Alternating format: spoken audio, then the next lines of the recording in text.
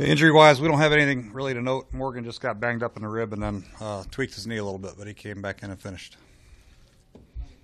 Probably not the prettiest game you've seen in a while, but you guys got it done.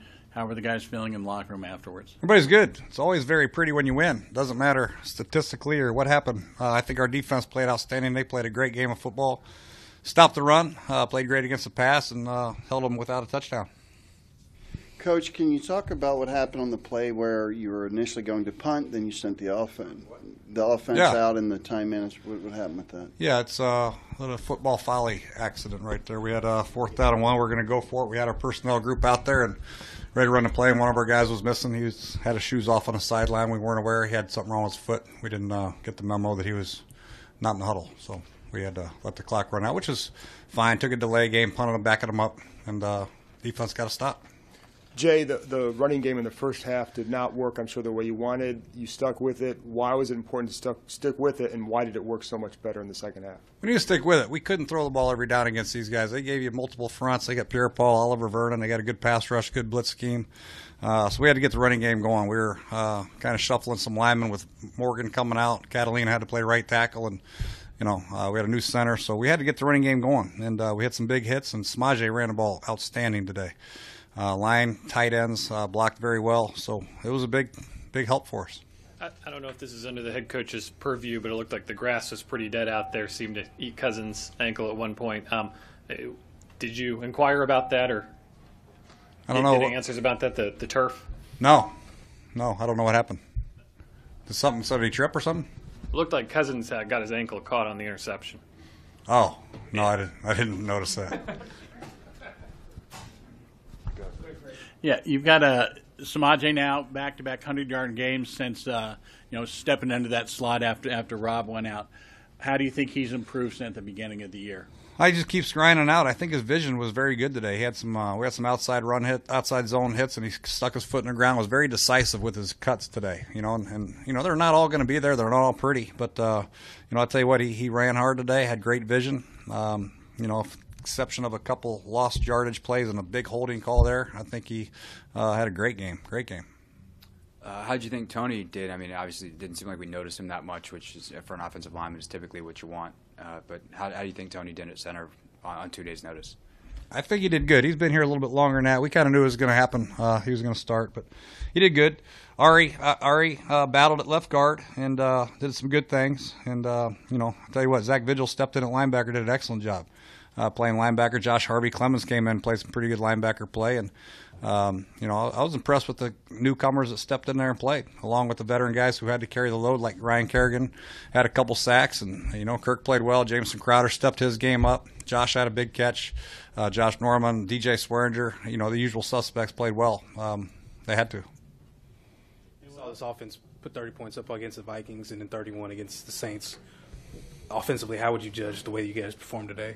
It was, I think the way our defense was playing, I think you have to, understand the NFC East and what it's all about and the way your defense is playing. It was probably a little bit more of a conservative game plan approach for us with the new, center, new left guard.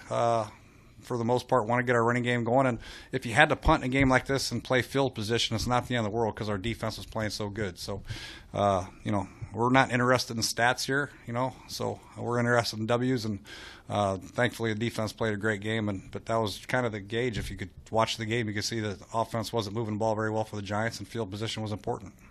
Moving forward in this game specifically, obviously you had 3 backups in at the offensive line. How much will that moving forward affect, I guess, the efficiency of this offense in the final 5 games of the season? I mean, it could affect it, not to mention Chris. Chris, people understand how important Chris is, too.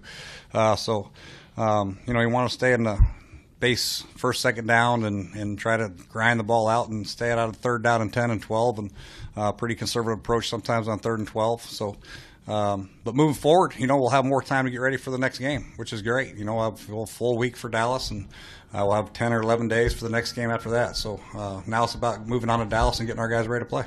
Take a few more. Coach, what is your take on the punt that should have been down, I think, around the 7-yard line, and then player wound up taking it into the end zone for the touchback? What was your take on that play? Yes, that was a head-scratcher. I've never seen that one done before. So, Petey, I think, got a little bit anxious, thought the play was dead, just kept running for some reason. correct that. It was his first game here as a Redskin. He was a little excited. Liked his energy. He had a great tackle on the first kickoff, though, so we'll teach him. What did you make of Kirk's performance, just the way he found Crowder and just...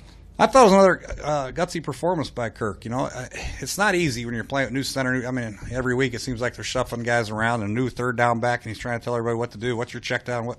I think he played great, man. He handled the game, handled the command of the huddle. You know, there's a couple sacks there we got to look at and try to avoid if we can, especially on first down. You know, throw it away if you can, but, you know, maybe he couldn't. But otherwise, I think I've been impressed with Kirk here since I got here, but I just see him gradually improving week in and week out. And the touchdown he had to Crowder was, I think, one of his best touchdown passes since I've been here. He stepped up in the pocket, 2 hands on the ball, got his eyes right back downfield. Crowder did a great job moving and off-schedule plays that we've been looking for, and he was huge. Ryan Kerrigan doesn't seem to get the hype that a lot of the big-name pass rushers get in the league, but it seems like he's always giving you 2 sacks every time you need it. What's it mean to have that kind of production? He's just a consistent guy. He's just so impressed with what he is, not only as a football player, as a person, and how he conducts himself on and off the field. He's always available. He's practicing every day. He's playing hard every day. He's consistently has a high motor. Every week, and you know, he's just a great captain, great leader. Not a captain, but he's a great role model for these young guys coming up and preparing themselves to be great NFL players. So, you know, you can't have enough Ryan Kerrigans on your team. Coach, you guys are getting late into the season. You're only 1 game out of the playoff spot. What do you guys have to do the rest of the season to make sure that you're consistent to get into the playoffs? Yeah, we have to take 1 game at a time. You know, coach speak, obviously, but there's no way you can even look forward to the playoffs right now. We have great game against the Dallas Cowboys, who came in here and beat us last time. So we just take 1 game at a time, and after the season, we'll see where we stand. Thanks, Coach. Thank you. Ryan, please come on up. And, you know, getting off the field on 3rd down, I think, was huge as well. Going against a backup right tackle, do you feel like you have to get home? That's a matchup you guys have to win decisively. I mean, I guess, yeah. But whether you're facing, you know, an all-pro or, you know, a rookie backup, is you gotta. My mindset is I gotta get there, and that was how I approached today. Every day in practice, you line up against a new offensive lineman. It seems like when you see that kind of turnover going on the other side of the ball, does it kind of increase your guys' urgency that we got to pick it up for them? Yeah, certainly. I mean, we've had a lot of turnover, unfortunately, and mainly because of injuries. So it's really been, you know, a weird year in that way. But, you know, you got to credit guys like Bergstrom and Ari, who came in today, and Ty, you know, who came in and played pretty well. First of all, nice shoes. Thank you.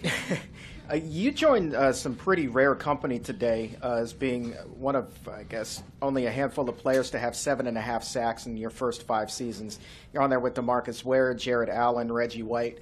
Were you even aware that was a possibility this year? Actually, one of our guys back here just made me aware of that. Steven Zarda made me aware of that now. So that's pretty cool. Pretty cool. I mean, those are some obviously big names, big name pass rushers. So to be, you know, in that company in some way is pretty cool. Is it much sweeter than beating a divisional opponent at home, playing so well as a unit, and personally, is it sweeter than just your average win, or they're all the same? This is pretty darn sweet. I mean, anytime you can win on a Thursday game, because Thursday games, I mean, they're tough. It's tough to get your body and your mind ready for Thursday games, and so when you can, you know, come out here and perform like we did on a Thursday, and, you know, Thanksgiving and, you know, division opponent, all the hype around it, that's pretty awesome. Ryan, you guys have been a little inconsistent all year, but the talent is on defense. What do you guys have to do to stay consistent the rest of this season? Just keep working, guys. Got to take care of their bodies, you know, now that the season's, you know, getting in the later stages. So I think that's going to be as important as anything, is just trying to, you know, stay on top of your, you know, stay on top of your health. But other than that, it's just executing. We didn't execute last week in their 2-minute drill, you know, against New Orleans, and this week we executed in almost every way against New York. Anyone else? Thank you. Thanks, guys.